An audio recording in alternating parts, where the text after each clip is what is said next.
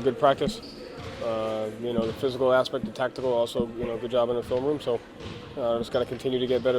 And, obviously, Brooklyn's a good team. They're well coached. They have talent. It was obviously a close game. So just focusing on those possessions that we can get better at, regardless of the result, and get ready for tomorrow. How have you felt like the substitution pattern has come along for you with some of the new guys getting big minutes this year?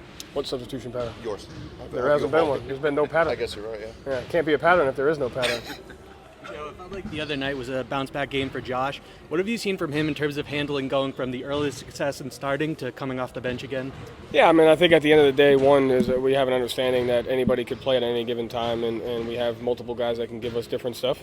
Also, you're seeing a group of guys that are just learning the league, learning how to, execute one night, but also turn that into consistency, turn that into habits, and then, just deal with the ebbs and flows of a season. And I think that's, everyone focuses on player development as far as on-court work, but there's a mental and a psychological aspect to the development piece of learning how to handle the league. The league is very unforgiving from a physical standpoint on your body and also a mental standpoint. So, Josh is a guy who takes that serious, who understands the opportunity that he has, and he just continues to get better and better, and that's all you can ask for.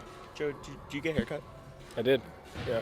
Have you found yourself running more sets in the offense this year versus last year, where maybe you just run traditional pick and roll and stuff like that? Yeah, I think there's a little bit more continuity to it. I wouldn't necessarily say sets is more as there's deeper levels to the concepts that we have. There's a multiple action layer to the concepts that we have to generate different kind of advantages.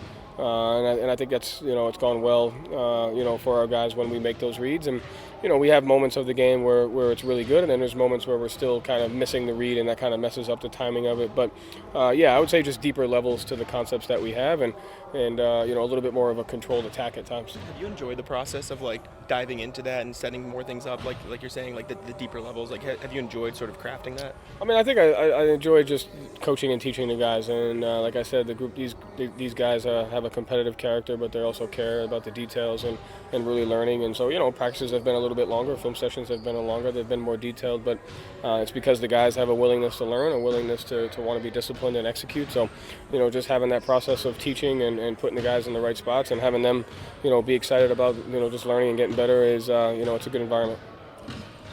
I was looking over the last couple of years, there's a lot of guys that take a lot of mid-range shots that statistically just across the league, it's probably not a good shot as far as what else is available for them. But there's clearly a reason why guys keep taking them, and Jalen was saying the other day that for him it helps him get in flow, helps him get in confidence. When you look not even just specifically at mid-range shots, but when you look at shots in general, how do you look beyond the analytics? And is there an analytic for momentum, or okay, if a guy gets this kind of look early on, then they might make their threes more down the road? Is that a conversation that you guys have? I think it's a good question, a detailed one, but I think every player is different as to what constitutes as a good shot. I think every player has a different barometer for what that is. I also think a time and score is much different on the barometer of what that is. And so no one shot is the same. Every shot has a context to it of what the couple shots were like as a team before, or what the shots were like for the individual as before. And so I think there's just, every player is different. I think Jalen, nobody knows his rhythm and his mindset throughout a game the way he does. And there's nights where his first couple shots are a mid-range or a layup or a three. It just kind of depends on how he's feeling. At the same time, everyone is different in the context of what constitutes a good shot. Right? Time and score constitutes a good shot. The individual player. So I think it's just kind of teaching the feel of that and having an understanding of what that looks like for a team and what that looks like for each individual. Do you ever have a player say, it's good for me to get this kind of look early on, even if maybe that's not the best look for the team? Is that something that happens? I know players have talked about my favorite shot is actually not a good shot analytically, so I'm trying to take it out of my game. Yeah, and that's the push and pull of what's best for the player and what's best. And there's a time when that shot should be taken. Because the comfort of the player matters, and there's a time where the comfort of the team matters more. So it's just a balance of the communication of understanding that. But yeah, I think that's important. At the end of the day, they're the ones that are out there shooting, so they have to be comfortable with it, and they're the ones that give us a chance to win. So it's definitely just a conversation, a communication, and a feel, and a learning process.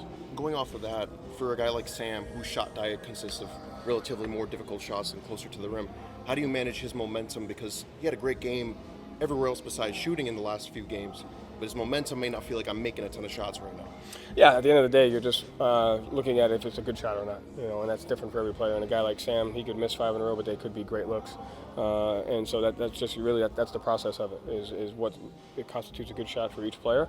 And regardless of if they're making them or not, we have to keep finding them and finding opportunities for him to do that. And the interesting thing about Sam is he hit a couple of last game, but I thought his defense and his rebounding was better than what his shot making was. And he's not going to be defined by strictly his shot making. I thought it was 90-90, and he picks up a turnover at half court, and we go down, and that kind of put us on a little bit of a run there. Those plays are just as important as a made shot.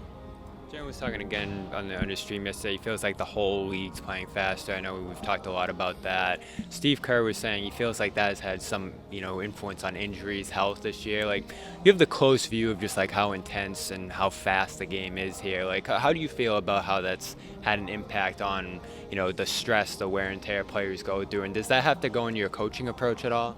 I think that's where the league is headed for sure. I don't know the science or the medical data behind that, but I appreciate the wear, tear, the physicality, the things that the guys do to get their bodies ready to play, and the league is playing faster, and I think that's one of the reasons why not having patterns, playing 11, 12 guys, keeping guys fresh, that's huge, because at the end of the day, the way to be successful in this league, especially over the last couple of years, has been with the effort and the toughness and the physicality of 94 feet and playing fast on both ends of the floor and pushing pace and dictating that. So it takes a lot more, and I think that's more of why we're leaning into anybody on any given night who has the freshest physically and mentally, and how can we take advantage of everyone's strengths. And so you just kind of have to be aware of that, and then trust, obviously, the medical team and the sports science team. Final question for Joe. Joe, for the younger guys, has the game slowed down somewhat? That you talk a lot about 10, 15 possessions. Can they have a better read or feel for what those are? I think they have a better appreciation for them. I think I think that they have a better appreciation and understanding of how much those possessions matter.